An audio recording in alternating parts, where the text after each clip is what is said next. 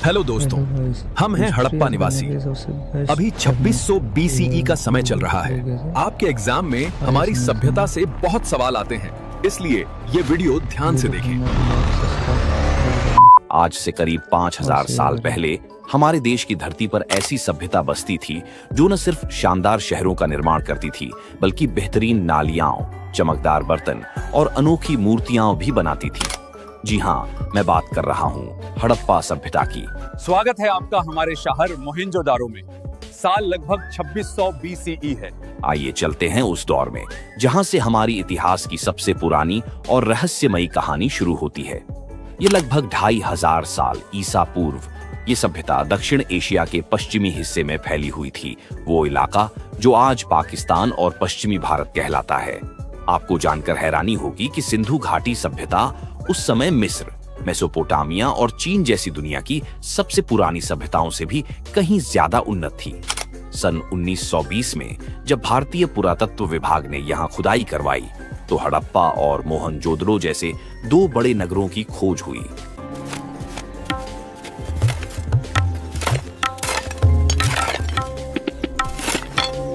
और फिर 1924 में विभाग के डायरेक्टर जनरल जॉन मार्शल ने आधिकारिक तौर पर दुनिया के सामने इस नई सभ्यता की घोषणा की। हड़प्पा सभ्यता अपनी बेहतरीन शहर बनाने की योजना के लिए जानी जाती थी। मोहनजोदड़ो और हड़प्पा जैसे नगरों में ऊंचाई पर दुर्ग बने हुए थे, जहां शायद ऊंचे दर्जे के लोग रहते थे। यह है हमारा मोहनजोदारो, पश्चिमी हिस्सा जिसे हम नगर दुर्ग कहते हैं, ऊंचे स्थान पर बना है। यह है पूर्वी हिस्सा जो नगर दुर्ग से बड़ा मगर निचले स्थान पर है। यहाँ हम जैसे आम लोग रहते हैं। इन दुर्गों के नीचे ईंटों से बने आम लोगों के घर हुआ करते थे। इस सभ्यता की सबसे खास बात थी ग्रिड सिस्टम, मतलब सड़कों को इस तरह बनाया जाता था कि वे एक दूसरे को सीधी 90 डिग्री पर काटे।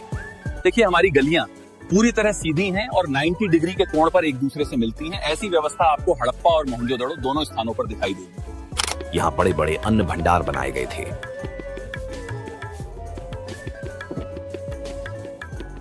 हड़प्पा सभ्यता वाले पक्की ईंटों का इस्तेमाल करते थे, जबकि उसी समय मिस्र में कच्ची ईंटों का प्रयोग होता था। हम मजबूत पक्की ईंटों से घर बनाते हैं। इनके शहरों में नालियों की व्यवस्था बेहद शानदार थी। हर छोटे बड़े घर में अपना नहाने का स्थान और आंगन होता था। कालीबंगा में ज्यादातर घरों में कुएं नहीं मिले। लोथल और धौलावीरा जैसे नगर मजबूत दीवारों से घिरे हुए और हिस्सों में बटे हुए थे। यह है हमारा महान स्नानागार, पक्की ईंटों और जलरोधी गारे से बना। हड़प्पा सभ्यता के लोग कांसे की चीजें ढालना जानते थे। तांबा राजस्थान की खेतड़ी की खदान से मिलता था और टिन शायद अफगानिस्तान से लाया जाता था। बुनाई के काम में इस्तेमाल होने वाले ठप्पे कई जगह मिले हैं। बड़े बड़े ईंटों के निर्माण से हमें पता चलता है कि वहां राजगीर और मिस्त्री वर्ग मौजूद था। ये देखो हमारी सील्स, स्टीटाइट से बनी, गेंडा बैल और पशुपति के चित्र। हड़प्पा वाले नाव, मनके और मोहरे भी बनाते थे। मिट्टी की मूर्तियां और चमकदार बर्तन बनाना उनकी खास पहचान थी। सोना, चांदी और कीमती पत्थरों से आभूषण बनाने वाले जौहरी भी वहां होते थे। हम हड़प्पा में ऐसे बर्तन बनाते हैं, देखो। ज्यामितीय डिजाइन और कितने मजबूत। सिंधु घाटी सभ्यता से बहुत ही कम लिखित प्रमाण मिले हैं और जो मिले हैं वो आज तक पूरी तरह पढ़े नहीं जा सके। इसीलिए यह समझना मुश्किल है कि राज्य व्यवस्था कैसी थी। किसी मंदिर के प्रमाण नहीं मिले हैं, इसलिए माना जाता है कि पुजारियों का कोई खास प्रभुत्व नहीं था। कई विद्वानों का मानना है कि हड़प्पा सभ्यता व्यापारी वर्ग के हाथों में थी। कुछ विद्वानों का यह भी कहना है कि वहां कोई शासक वर्ग नहीं था, सबको बराबरी का दर्जा मिला हुआ था। वहीं कुछ अन्य विद्वान मानते हैं कि अलग अलग शहरों में अलग शासक वर्ग मौजूद थे। धर्म, मिट्टी की मूर्तियों से पता चलता है कि लोग पृथ्वी को उर्वरता की देवी मानते थे और उसकी पूजा करते थे। मिस्र के लोग जैसे नील नदी को देवी मानते थे, वैसे ही पुरुष देवता के रूप में मोहरों पर एक 3 सींगों वाला चित्र मिलता है, जिसे योगी की मुद्रा में बैठे दिखाया गया है। उसके चारों तरफ हाथी, बाघ, गैंडा और भैंसा बने हुए हैं। पैरों के पास हिरण है। देखो हमारी ये मुहर, बीच में योगी मुद्रा में त्रिशूल चित्र, चारों ओर हाथी, बाघ, गैंडा, भैंस। इस चित्र को बाद में पशुपति महादेव का रूप माना गया। कई पत्थरों पर लिंग और स्त्री जनन अंग के चित्र मिले हैं। मैं मोहनजोदड़ो का पुजारी हूँ। देखिए, मेरे वस्त्रों पर सुंदर डिजाइन और मेरी लंबी दाढ़ी। हड़प्पा के लोग पेड़ों और जानवरों की पूजा भी करते थे। हम पेड़ों और जानवरों की पूजा करते हैं। प्रकृति ही हमारा देवता है। उनके लिए सबसे खास जानवर था एक सींग वाला गैंडा और कुबड़ वाला सांड। बहुत से ताबीज भी खुदाई में मिले हैं। अर्थव्यवस्था, हजारों मोहरों, समान लिपि, वजन और माप की पद्धति से साफ है कि व्यापार इनकी जिंदगी का अहम हिस्सा था।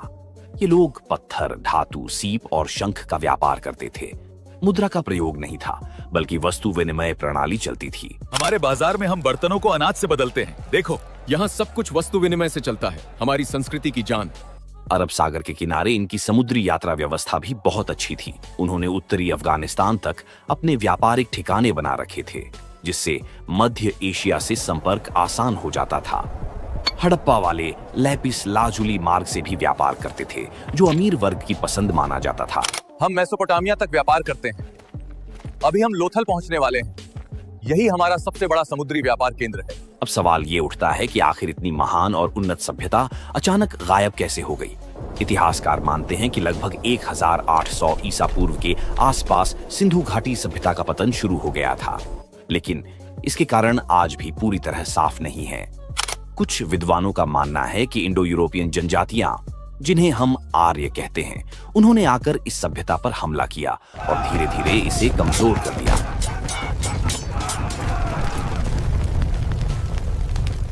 दूसरी ओर कई विशेषज्ञों का मानना है कि इसके पतन का असली कारण प्राकृतिक आपदाएं थीं। कहा जाता है कि उस क्षेत्र में भूगर्भीय हलचलें हुई, जिनसे बार बार भूकंप आते थे। वहीं जलवायु में बदलाव भी हुआ। बारिश के पैटर्न बदल गए। कुछ जगहों पर नदियों ने अपना रास्ता बदल लिया, जिसके कारण खेतों में बाढ़ आई और खाद्य उत्पादन पर असर पड़ा।